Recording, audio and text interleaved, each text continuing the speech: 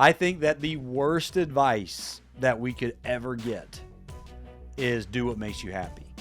Neutral is just making a bunch of noise, but not going anywhere. I try to take these mental snapshots, and I tell her, I said, if I'm afraid of anything, I'm afraid I'm not going to remember like the little moments. The more meaning I have in my life, the happier I am. All right, welcome to the Rad Dad Podcast. This is episode 36. I have Bryce Kenny on. Bryce, your team reached out to me, and in the title it said monster truck driver, and I immediately knew I had to have you on because I have a 3-year-old that is just absolutely obsessed. So, good. Super happy to have you on. Well, thank you. Thanks for having me on. I love the logo behind your head, by the way. I think that's just sparking all sorts of creativity in my mind, and so I'm going to have to match that level of commitment over here in my studio in North Carolina. But I do have to ask you one thing, Jace. Is your 3-year-old, is he a Gravedigger fan? Absolutely. So we can just end the podcast right But he's here. also a Mohawk Warrior fan. Oh, good. Okay. And he has a Mohawk. Oh, he has a Mohawk. Yes. Okay. All right. We're good then. We're totally good. Okay. I guess he can cheer for us both, but at some point he's got to make a decision. I'm just going to go ahead and warn you. Okay. I'll let him know. All right. Awesome. Well, just to get into it, I start my episodes off just asking the same question. That's just tell me a little bit about your upbringing and your childhood. Yeah. I came from a family of all boys. So I'm the third of 4 boys, and my parents, they are still married, so that's awesome. But I tell you what is so amazing is that my relationship, my friendship with my grandfather was incredibly deep.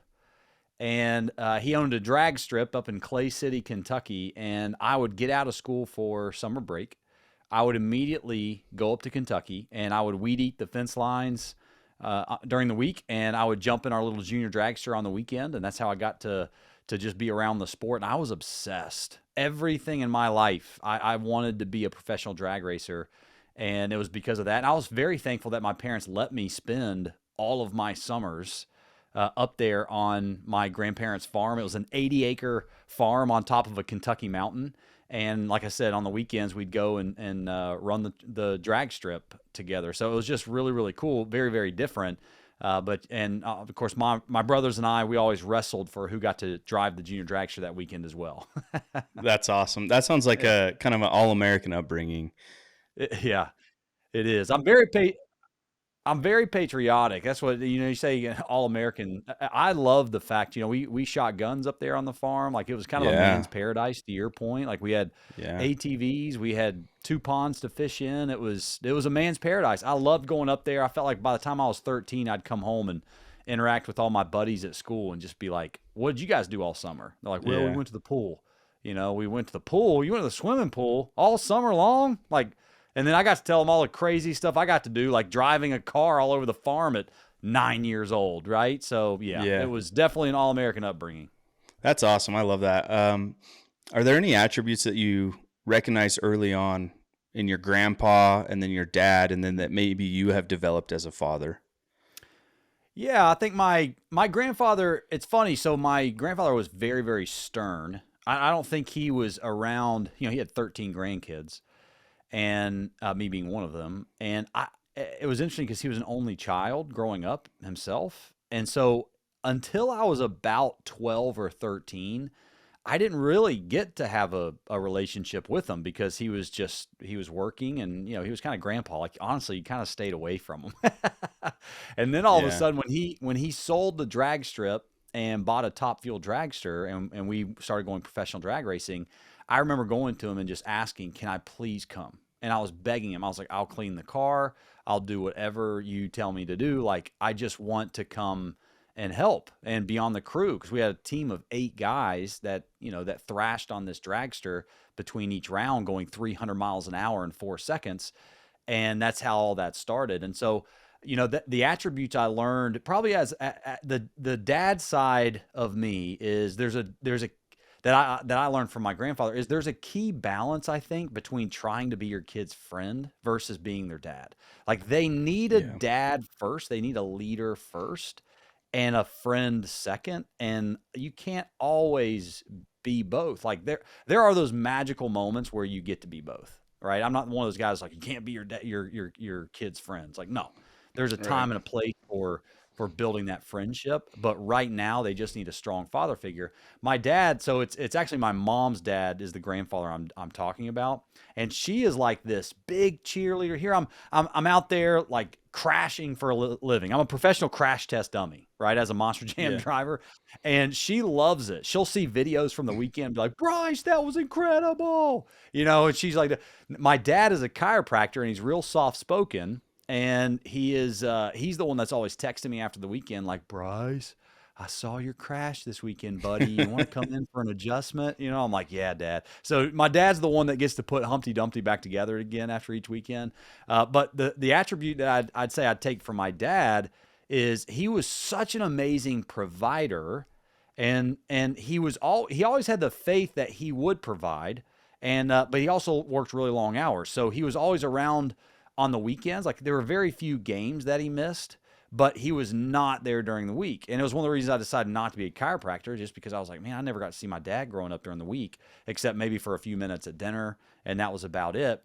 But the thing that he always told me that I have adopted to my kids is he always, for all of the things that he gives himself a hard time about the things that he didn't do for us growing up and how absent he says he was, and probably he was, to a degree. The thing he always told me that he was proud of me, always. And so that's honestly, that's all I needed. That's all I need. He was an amazing provider. Like, yeah, I wish I could have spent more time with my dad growing up, but he would always look at me after a soccer game or after something I did and say, buddy, I'm proud of you. And that's definitely something I've taken in. I've taken it one step further, Jace. This is a super long answer to your question. But I've taken it one step further, and I don't know who I stole this from, but once I heard it, I was like, that's it. And I've seen it already in my 8 and 6-year-old make a big difference. Is I tell them, buddy, Keegan comes off the soccer field, I'm like, buddy, I am so proud of you. And he goes, thanks, Dad. And I'm like, but Keegan, let me ask you, are you proud of yourself? Are you proud of your effort you gave today? And he's learned, and he's starting to go, yeah, I'm proud of myself. And what I heard that piece of gold from someone not that long ago that recommended doing that to your kids, because they said, look, you're not always going to be there. Like my dad's not there for me today, like when I'm on a Monster Jam tour and stuff like that. And if I didn't know how to have some self-pride and be proud of myself on the effort that I had, Yes. and it was only wrapped up in my dad telling me that, like that's good, but not great. Like to be both and to have that for both of those items for my son and my daughters, that's what I want the most. I want them to know, look, Daddy is proud of you. But let me ask you, are you proud of the effort you gave today? And then listening to them answer that, I think that's been critical. And my kids are only 8, 6, and 2. So I'm hoping it really does pay off, but I know it will. Yeah, I love that concept because you're teaching your kids this skill at a young age, and it allows them to create a purpose in their lives or something that they can be proud of. I think kids Mm-hmm. need that in their lives early in their development, and be able to kind of self-teach themselves with guidance that they can do hard things. Is there a Yes. skill? Is there a skill that you learned in your childhood that's maybe unique that you still use to this day? I would say, I would say the skill that I got wrong. Okay, let's go with that. So my personality, I've got a very strong personality, and if you study personality types, I'm a choleric, and a choleric is kind of that lion. If you ever seen the animal attributes, I'm a Uh-huh. lion, so that means like I have a very big roar, right? And I don't always think about taking care of the pride and everybody else around me. It's like, no, we're just hunting today. That's all we're doing. And, when I was in athletics and when I was in middle school, I got it really bad and really wrong, where it was just like, you know what? All these other people are just weak. I've got a job to do. I got goals to get done and all this stuff. And if they're not able to hang with me, then they're weak. And it's like I was leaving dead bodies in my wake. Yeah. And I just think, well, I'll just pick them all back up afterwards. And I was very successful. Like I always played at a very high level in athletics. winning championships, state championships, stuff like that. But it wasn't until after high school I got into college and I actually picked up a people skill book for the first time ever. And I started to realize, oh, it's not because they're weak and I'm strong. It's that they're wired differently. And guess what? The choleric side, like, yes, that's a natural leader. You know, people say, oh, he's a natural leader. That's probably just because they're a choleric, because they're a little bit more outspoken and a little hungry to get the results. But just because someone's a melancholy or someone's a phlegmatic or a sanguine, and also made me realize when I meet somebody, still to this day, I will meet somebody and sometimes I'm like, dude, I just do not like that person. You know? Yeah. But the reason is because they're a sanguine, and sanguine and cholerics always kind of butt heads naturally, because the sanguine is always trying to be the life of the party and like the center of attention. The cleric is, you know, they wear, I'm literally wearing gray and black. And I was about to say, like, cholerics wear kind of gray and black clothing. Like they just don't want to stand out. They don't want to walk in a room and be noticed. Now I do wear a mohawk because that's my job, but Yeah. I'm not, you know, I wasn't a mohawk guy. If it wasn't for my career, that's probably wouldn't have been my hairstyle of choice. And so, I growing up, I got it so wrong that I had to change if I was going to ever be a person of influence. And that was the biggest lesson of my childhood, is getting it wrong. And that drives me more today to pay more attention to people and how they're wired and their personalities, and then meet them where they are. Like, understand what a sanguine is looking for. Understand why a melancholy has to start our drivers meeting on time, or they get like really flustered and upset if we start 5 minutes late. It's because that's the way they're wired. And it gives me the patience to work with them. And so that's the biggest lesson I've taken in. And that's made a huge difference as an adult today, especially dealing with people as much as I do. Awesome. Talk me through your career from being 9 years old and driving a car on your grandpa's property to where you're at now. Whew. So when I was 13, I started working on our family top fuel dragster. You know, my grandfather was the one driving. You know, here we're buckling him into a 300 mile an hour machine. Yeah. And well, I loved it too. I loved, you know, telling him, hey buddy, go have fun, that kind of thing. And then going to pick him up at the end of the track and seeing the smile on a 68-year-old man chasing his dream. That was so cool for me. Well, I wanted to do that. That was my whole dream. I wanted to be a professional top fuel driver. That was my whole goal in life. And I got to do it. So I got my license and I was 20 years old when I started, and I ran hard for 3 years trying to make it a career. And man, I just failed. I got my teeth kicked in. I was going into corporate boardrooms all the time, trying to convince people to give me $3 million to put their company on the side of my race car. And, you know, and it was my grandfather's race car, but I had 7 different jobs at that time funneling into making that dream happen. And I failed. And my family sometimes is like, they're real sensitive about me saying that. And I'm going, why is that a bad thing? They're like, oh, you didn't fail. You did such a great job with what you had. And I'm like, I failed. And it's okay, because the stuff I learned then, I use every single day in my career now. And I'm more committed to what I'm doing now because I know how fragile being a professional driver really is. And so, but I went from professional drag racing, and as soon as we left that, I went to my grandfather and said, do not keep this for me. Like, you've done so much for me already. I have sat on your shoulders, right? And the work that you've done over 50 years. And if I have to go and work for 50 years of my own life to get back here and do what you did, then I'll do it. And so I went into corporate America, and my goal was to create wealth. And that's when Monster Jam called me 4 years into that corporate job. And honestly, Jace, I was struggling because I had really kind of set up a good life. Like, it was pretty comfortable, you know, and during those 4 years, I got married. We bought a house. We had our first child. And I was kind of settling in, and I was like, man, I'm going to run as hard as I can for 30 years. And then, so when Monster Jam called me, and they're like, hey, we've had your information for the last 4 years. Would you be interested in coming to Monster Jam University, which is a real place, by the way? I've heard about it.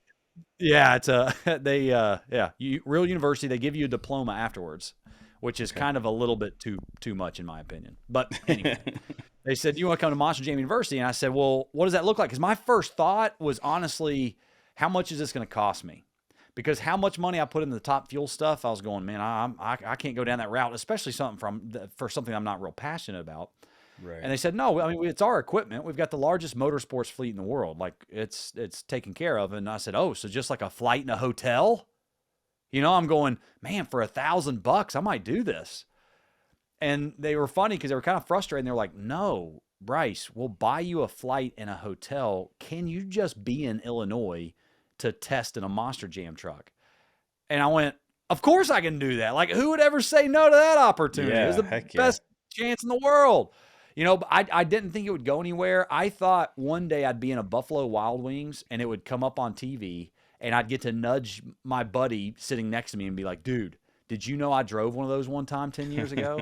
That's as far as I thought it would go. That was 8 years ago, almost 9, and it's just gotten better every year. I've been full time with Monster Jam now for 7 years, and I don't regret a second of it. And Monster Jam University, I did not keep my diploma, by the way, because I thought it was ridiculous. And I left it in the hotel. I really should have kept it because I cannot tell you, Jace, how many times I bring it up now. That's awesome. I have so many questions about monster trucks and everything, but I want to get back into your 4-year piece in corporate America. Was it a hard decision to leave? Because I know you get attached to like a lifestyle and a comfort zone. Was it hard to take that leap and just completely pivot your career? Yeah. So I told Monster Jam no 3 times when it was up. It was at a point where I was going to have to leave my corporate job. And what happened was that Great Clips, who's my sponsor now, Monster Jam put my name forward whenever Great Clips came around to sponsor a truck. I was one of the drivers as an option. And Monster Jam called me and they said, hey, we put your name forward. And I was like, nope. I said, don't do it. I said, I know what it takes to be an ambassador for a brand. I cannot do that. I cannot do my corporate job and Monster Jam. Okay. They called me a month later. Bryce, we know you told us to take your name off the list. We didn't. You're one of the finalists of this truck. What do you think? And I'm like, absolutely not. Guys, I already told you. Thank you. I'm honored, but no. One more month goes by and they call me back and they're kind of like, hey, Bryce, and they're like all this small talk. And I'm like, guys, what are you calling me for? Well, we know you said that and we just never did. And they've officially chosen you as the driver of the Great Clips Mohawk Warrior truck. Like, what's it going to take? And I did not know that it was Great Clips at the time. So that was my first question was, well, who's the company? Yeah. And they said Great Clips. And I looked them up and, I did I said, just give me some time to think about this. And so I looked them up. I did all kinds of research about them. I loved that they were a $1.7 billion company. I loved that they were a franchise company. So they had 1,000 franchisees in their system, which meant 1,000 CEOs. And my corporate job was placing CEOs and CFOs into private equity-backed companies. And so I got it. Like I knew what these entrepreneurs were doing and building. And I knew that if I went out there to work with these franchisees, that I could do that as an ambassador. And so it took me a long time though, because just to your point, we had built a good life. Like I had a good retirement plan going. My wife saw me every night, even though it was very long hours. I'd start at 8 o'clock, work till 6:30, come home, eat dinner. And I'd plug back in at 9 p.m. And, I'd take Friday night, Saturday off, and then I'd plug back in Sunday night. I mean, it was an 80-hour work week, easy, but it was very lucrative. And so when Monster Jam, I remember I was standing in my shop, Jace, and I was at that point, I had to make the decision on what I was going to do.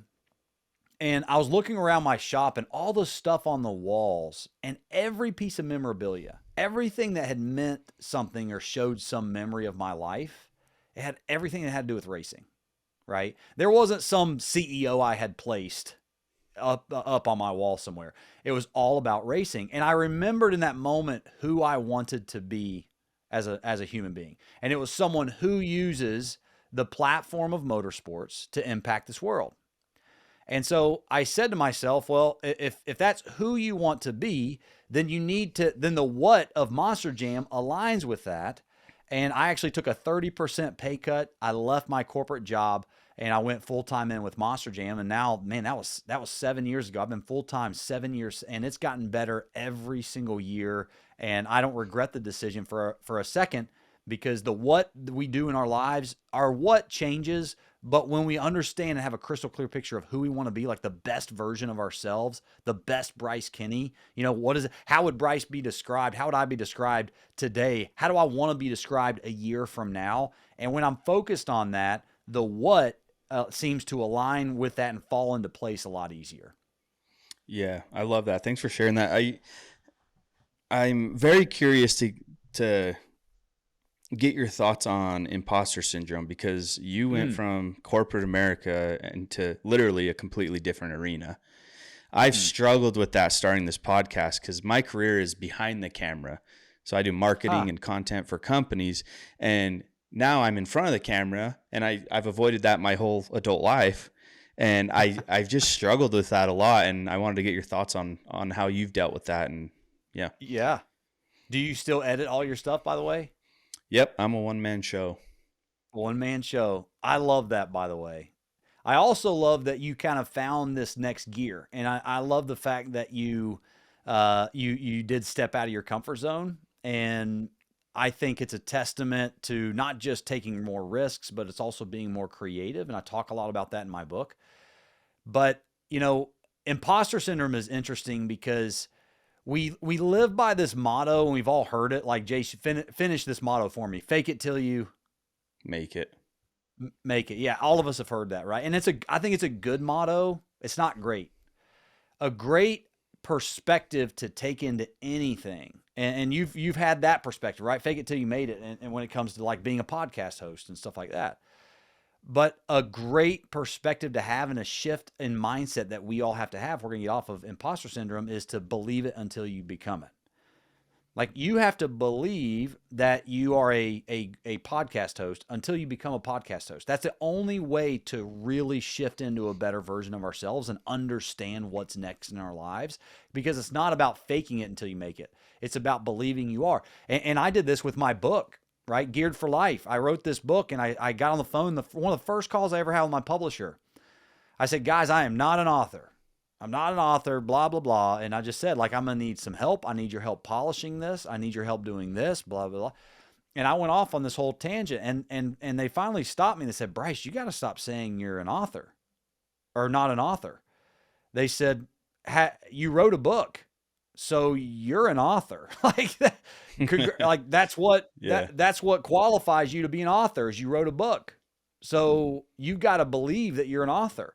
And that's one of the biggest shifts that I made mentally in that, is like, man, I could fake being an author until I, sold some books and made it, right? Or I can believe I'm an author until I actually become an author. And that's what happened. And so we got after that. Once I believed that I was an author, man, the book came alive. I found such better stories to use to drive home points. I found another gear as an author I never knew I had. Once I believed I was an author, I actually became one. And so imposter syndrome, the easiest way and the best way to go after that identity crisis that some of us have is to attach what we're doing to the who we want to be. Like, I'm big on that too. A lot of people, if my whole identity was based around my what I do for a living, meaning driving a truck, that's where imposter syndrome is so hard to battle against, because it's not about what I do. It's about who I become in the process that matters the most. And if I have a good handle on who I want to be, the best version of Bryce Kenny a year from today, then it's easier to let the what align with that. And that's where the imposter syndrome, I don't feel like an imposter whenever I think about a better version of myself. And for you, you think about how you want to be described as a podcast host a year from today. That's going to give you the ability to find this next year as a podcast host that you never knew you had, because you're more focused on, how you would want to be described as a professional 12 months from today versus today. And that's going to drive all the what. But I'm a big believer in that, man. If you can believe it until you become it, imposter syndrome seems to take a back seat. This last year has been an awesome journey for me, and I am now ready to take the Rad Dad brand to the next step, which is building out our website that'll offer a lot of free resources for dads and parents alike to just become better men and also connect with their spouses and children. So please like and subscribe to continue to follow us on our journey. Thank you. I've never You know, the way you describe that, it makes me think of the law of attraction. I'm a big believer in the law of attraction, but I've never made the Mm. connection between that and overcoming imposter syndrome. So Huh. that's a great explanation. I really like that. Oh, good. Yeah. In your book, you talk about finding the next gear, and I got to thinking about that concept, and I wanted to get your thoughts on the neutral gear, because Mm. I started thinking like, neutral, you can still move, but it may not be at your own will. It may not be at the speed that you want. I wanted to get your thoughts on what you think in as far as neutral and maybe what that means for you. I think all of us have been in that scenario where our head hits the pillow at night and we think to ourselves, is this really it? Like, is this really all there is to life? And it might be that 20-year-old in college that just cannot figure out what to major in. Maybe it's the 35-year-old professional that's like, man, I just thought, going down this path would have been a lot more fun or more productive or paid better, whatever it might be. Or maybe it's the guy that just retired at 65 that's like, man, I just thought retirement would be a lot better than this. We all have been there and we've all set that up. That's neutral. Like that feeling of just like, oh, man, I don't know what to do. And I feel like this is just not what life was all cracked up to be. Yeah. That's where a lot of people accept neutral and they slow down, because what happens is they start to think about what they're not doing enough of. They start to think about who they've not become along the way, how much money's not in their bank account, and they begin to accept it. They begin to accept, and it's a dangerous position to be in, because they start to think, I guess this is it. And then they just keep doing that. That's neutral. Neutral is just making a bunch of noise, but not going anywhere, right? Sure, you can, if you're on a hill and you're a neutral, it can roll away. But if you're a neutral, you can't, you can have all the power in the world. I got a hot rod sitting in my shop right here with 600 horsepower in it. If it's in neutral, it doesn't matter. I can step on the throttle and have all 600 horsepower going out the exhaust and tailpipe. I'm not moving an inch. And that's what happens. We can make a bunch of noise, but we're not really moving anywhere. And the problem is just to shift into first gear. And that's the big question. Like, well, then how do you get moving again? And I'm a big believer that perspective shift begins to work on us. But what that perspective has to be about, I've berated the point about understanding what the best version of us looks like. But that first gear is the thing that you believe in the most. That's your first gear, right? And being able to find that belief and understand what you believe at your core. Belief drives action, and action drives results. And then results ultimately lead to momentum, and momentum is what ultimately is what makes someone successful versus not successful. But it all starts with, what do you believe? Do you believe that your job, if let's say someone's an accountant, and they believe that accountants are a waste of money for people, do you think that person's going to be very successful as an accountant? No. No. And they're not going to work. They're not going to work long hours and do all that stuff because they don't believe there's value there. Something as simple as that, or maybe it's, man, Jace, it could be someone that just believes that animals deserve to be protected. Well, do you think that person is holding dog fights in their backyard on the weekends? No, right? Because our beliefs shape our actions, and our actions are what build results. And so, you talk about law of attraction, you talk about this stuff that we're all trying to figure out. Man, if we can get back to understanding what we believe, because I'm a big believer that our foundational beliefs are what our gears are, and I share in Geared for Life. That's what my book is all about. It's my 7 personal gears, my foundational beliefs that have shaped my decisions over the last 10 years, that have enabled me to create this crazy life as a professional Monster Jam driver, set Guinness World Records, still be married for the last 12 years through all of that, be a dad to 3 amazing kids. And it's not because I'm better than anybody. It's because I know what I believe in more than most people, and they've become gears for me. And so sometimes I shift into my purpose-driven gear, and I make a purpose decision, not a monetary decision. Just like when I left my corporate job for Monster Jam, that was a purpose-based decision, not a monetary. I took a 30% pay cut, like I said. But maybe sometimes I'm in Monster Jam and I want the results, man. My last World Finals, I thought that was going to be the moment for me to etch my name into the history of the sport. And dude, that day blew up in my face. Not literally, quite, thankfully, right? I guess I got to qualify that since it's Monster Jam. But it wasn't that all of a sudden the truck didn't cooperate. It kicked me out of racing. It had nothing to do with my performance. And then it did it again in freestyle to the point where I didn't even get to compete that day.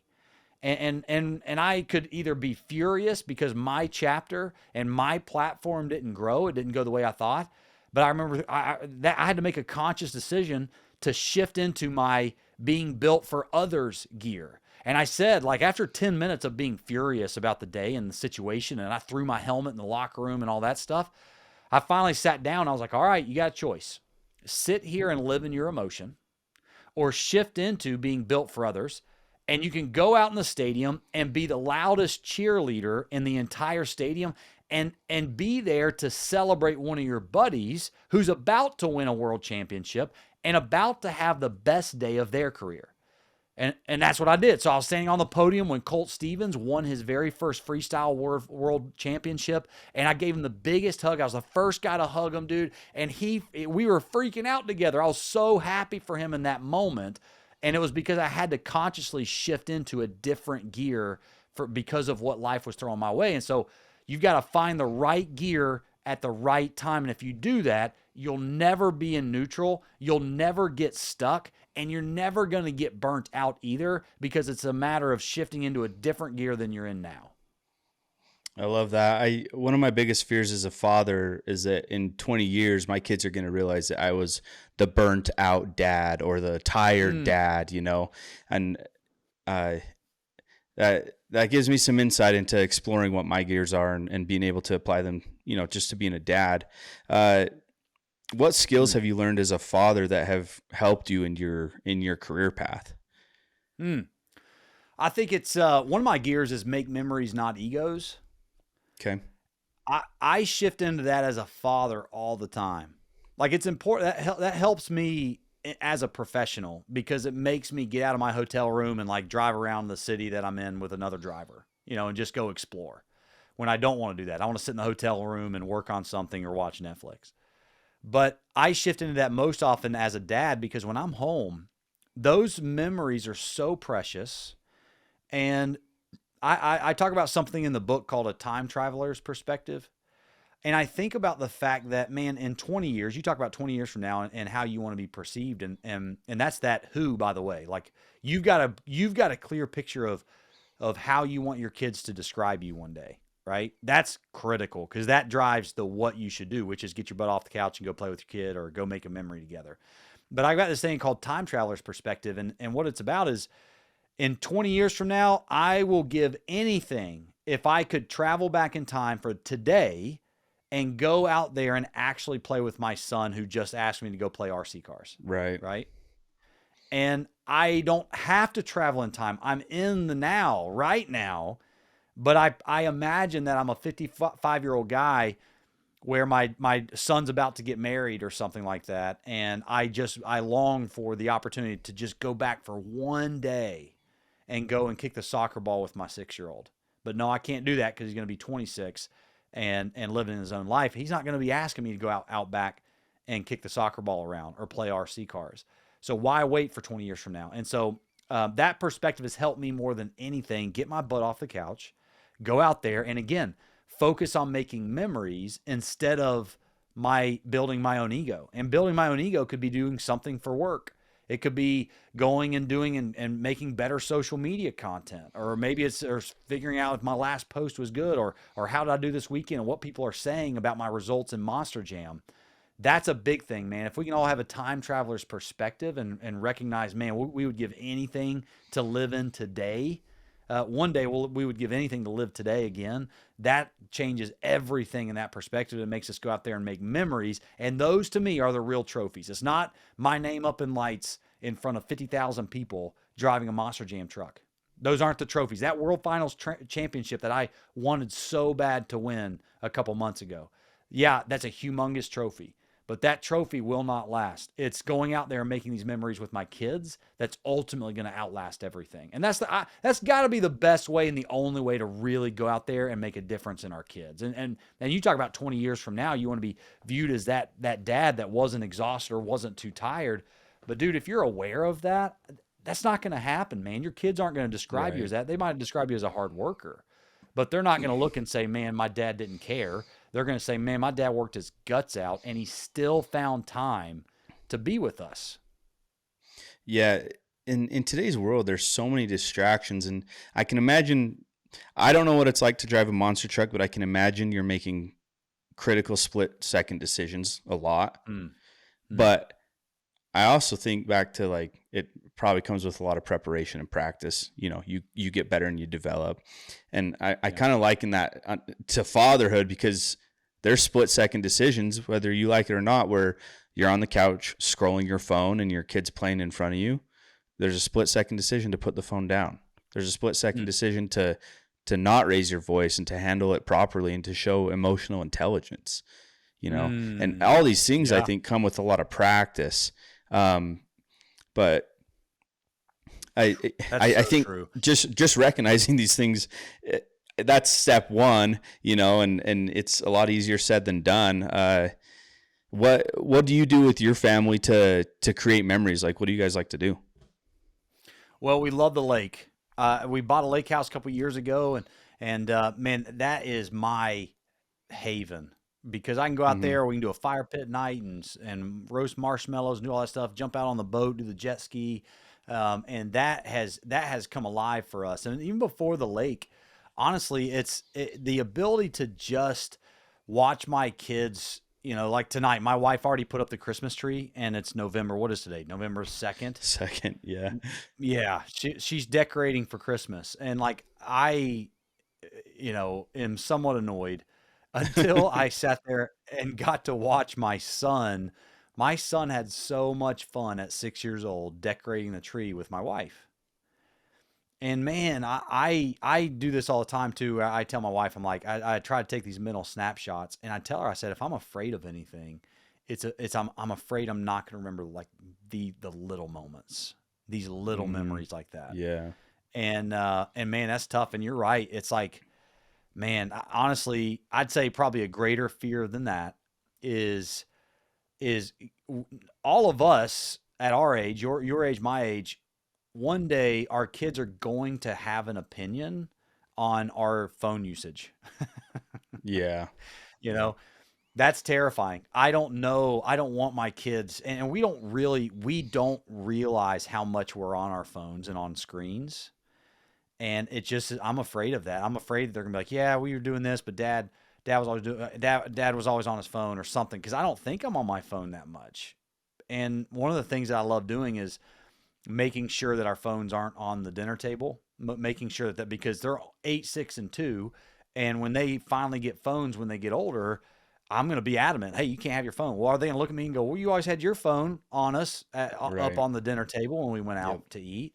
Like those things, you're actually building that track record now that's going to create those conversations, make them a lot harder down the road.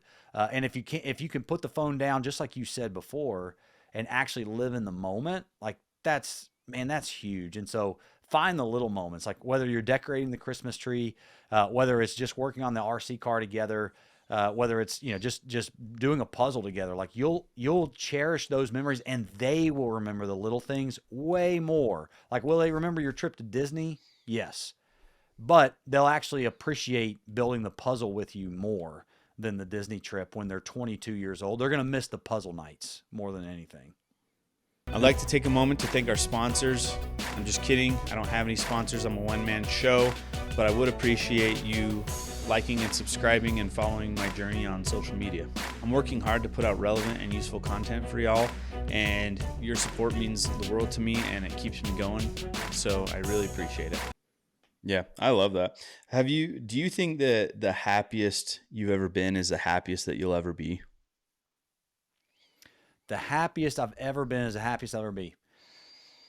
I don't. That's an interesting way to phrase that, Jace. Look at you. You're like a philosophizer, if I can quote Ben I'm Stiller. trying. I'm trying. Yeah, what movie was that? You know, Philosophizer. I don't know if that was oh gosh, now I'm gonna blank on it. It's not Zoolander. even gonna be worth. It was either Zoolander or Dodgeball. I want to say it was Oh yeah. Dodgeball. What are you, a philosophizer? Anyway, I digress. Shout out to both of those movies, but I don't even remember the question. Oh yeah, is the happiest you've ever been the happiest you'll ever be? My immediate reaction is no, because I am one of the happiest people you'll ever meet. But I do have a secret. I think happiness is a really stupid goal. I think that the worst advice that we could ever get is do what makes you happy. And we bought into this as a society. You hear like celebrities say it all the time, like, "Oh, you know, chase your happiness, Yeah. chase your truth, chase this, chase Yep. that." And I think it's weak. I really think it's weak to have that as a focus. Now, I'll give you a quick disclaimer. I don't think unhappiness is the goal, you know, Right. Yeah. but happiness is a byproduct. It is not the target.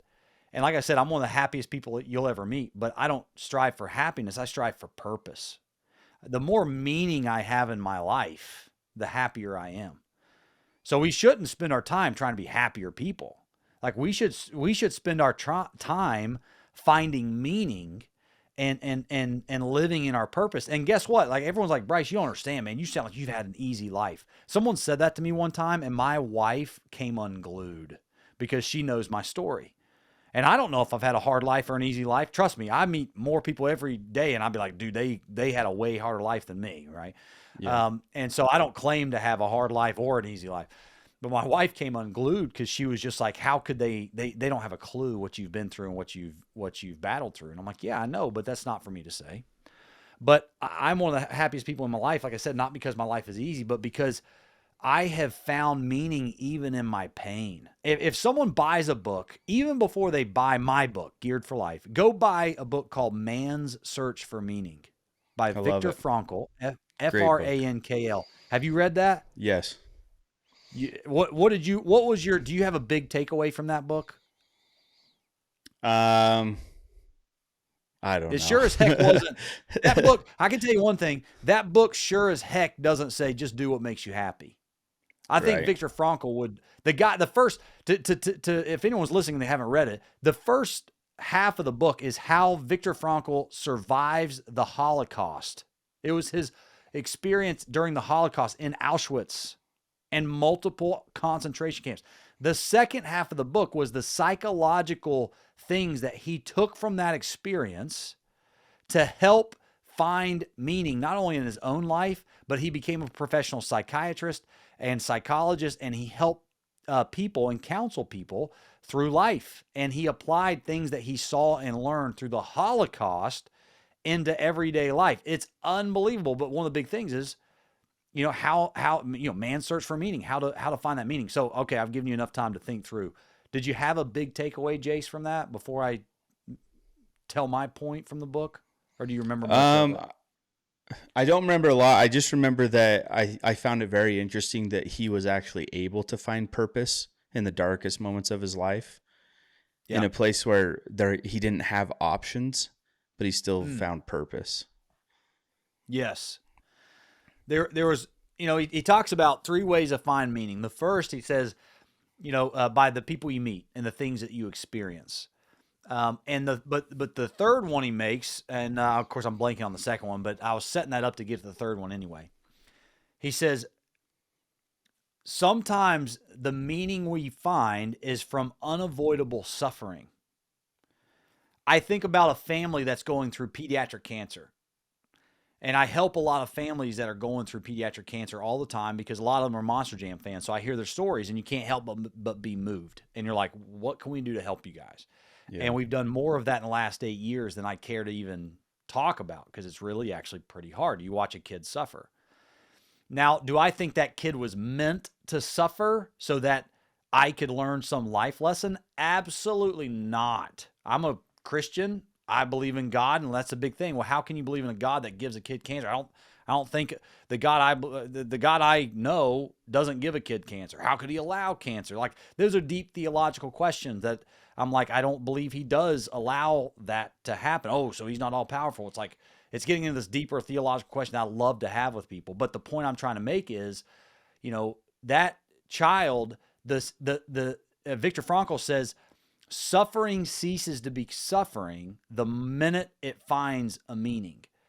And so he's trying to say through this process of this, and if someone's gone through something very traumatic in their life, that's why they need to pick up this book, because he talks about how even the worst situations, like him in the middle of a concentration camp, watching people around him die every day, it's not that he looked at that and said, oh, I'm meant to go through this to find some life lesson.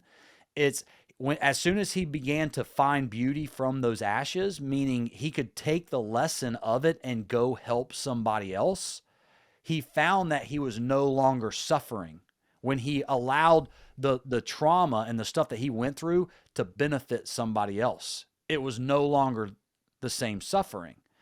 And I think that is incredibly profound. And so it goes back to what he's talking about, like Man's Search for Meaning. He gives very applicable ways to find our purpose and to find meaning in our lives. And I'm a big believer that it's things that we've accomplished. That's what it is. It's either something you've accomplished, it's people you've met, or a place you've experienced. Maybe you find your purpose through, you visited Europe, and all of a sudden, you just fell in love with Europe and found a passion for that. Now all of a sudden you're going to find your purpose through, equipping your passion to be, the biggest ambassador America's ever seen to Europe. I don't know, right? But those are those three things: something you've accomplished, or accomplishing a deed, people you've experienced, or unavoidable suffering. And I don't know of another category. I've not found another category in those three. But I think we've made finding our purpose and finding meaning through our life way harder. And I talk a lot about that in my book, Geared for Life, about how to find your purpose and how to equip your passion to go out there and find it and to live it every single day. But that's what we're missing. And so if someone's going to pick up a book other than Geared for Life, please pick up Man's Search for Meaning. You won't regret it. It's very helpful. It's incredibly impactful. And it's shaped a lot of my day-to-day grind, and it keeps me in my purpose more than probably any other book has done.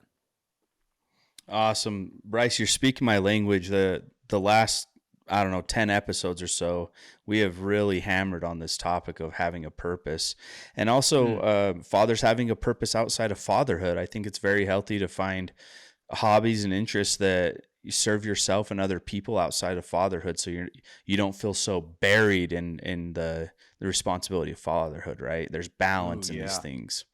So I love that you mentioned that, and you put it in a lot better way than I did. So thank you. No, I love that. And that's a deep, honestly, the purpose of being a dad is so deep. That is right. Really deep. Like the ripple effects that we have is generational. It's not just, you impact your company and their bottom line and how that affects your boss's life. It's like we're building these little humans. And none of us feel like we're doing it right.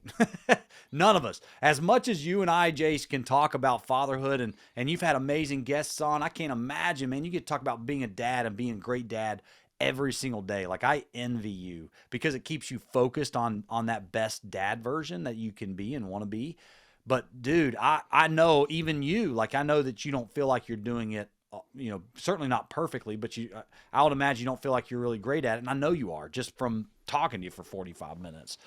So that identity is huge, man. But that purpose, I don't know of a greater purpose than to teach truth to our children, and hopefully that they live in truth.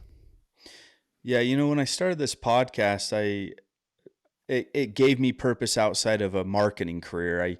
I always thought to myself, what am I doing here in this world? What impact am I making? And I knew I needed a purpose, and the podcast has given me that purpose to strive towards. And I always thought, I'm gonna have an impact talking to these fathers, and we could change the world one father at a time.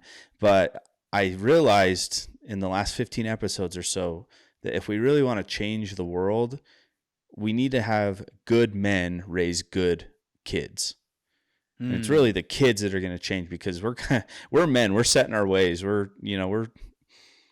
we're men. There's no better way to put it than just we're men, Yeah. So, but if we as men can improve and raise good people, I think it will have an impact on the world.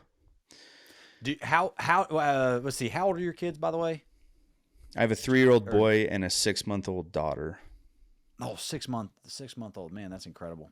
Yeah. All right, so maybe you wouldn't be able to answer this one quite yet. And I know it's your podcast, so I don't want to ask you questions, right? I'm not hijacking Go for it. Your episode here, but man, you hear a lot of people.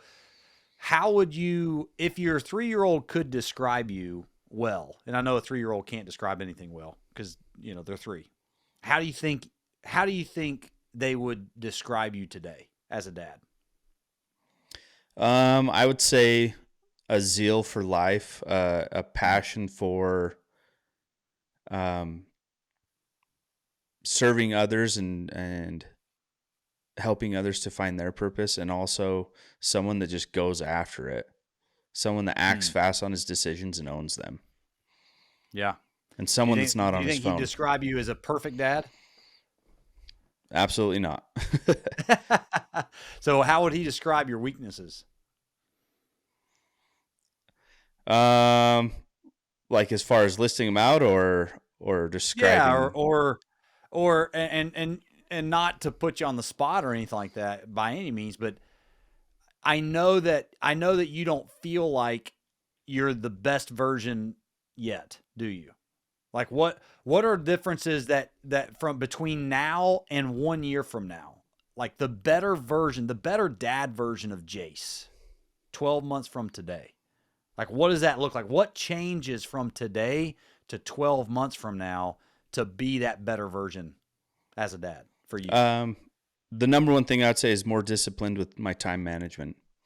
I have a lot of irons in the fire, and one always has to be put on the back burner for the others to succeed. And managing that is where I'm going to find success. And it's interesting. It's interesting because like, that's what I'm talking about. That's a what, like what would you do differently? That's the what side. But it's because you just described the who you want to be and how you want to be described as a father previously to that, right? Right before that. So then now all of a sudden the what you need to do over the next 12 months to become that better version, it's easier to see because of how you said you could be described, which is someone that has a zeal for life. That's someone that's committed to helping other people. Like that's all who you want to become. And in order to do that, you've got to get better at time management. And that's what I'm saying. I think people need to find hope again in shifting into this next gear they never knew they had if they've got a clearer picture of who they want to become, instead of being so frustrated that they're not doing enough, that they're doing the wrong things. The what is not your problem. The who, you don't have a clear enough picture of who you want to become 1 year from today. It's not just how you wanted to be described at your funeral. It's how would you want to be described 1 year from today, the type of person you want to become through all of this process. And when you do that, the what gets a lot easier. And that's what I would challenge people to do is, man, you're trying to figure out, so many people are so frustrated because they're trying to figure out all the answers to life. They want the secret to life. And Jace, I know you and I would agree, there's no secret to being a dad. Like it's a grind. You got to work at it every day, right? Yeah, absolutely. But the same thing is in life more broadly. There's no secret to life. You just have got to find that next gear that you never knew you had. And in order to do that, you got to know what you believe. And so if you'll read Geared for Life, by the end of the book, here's my goal.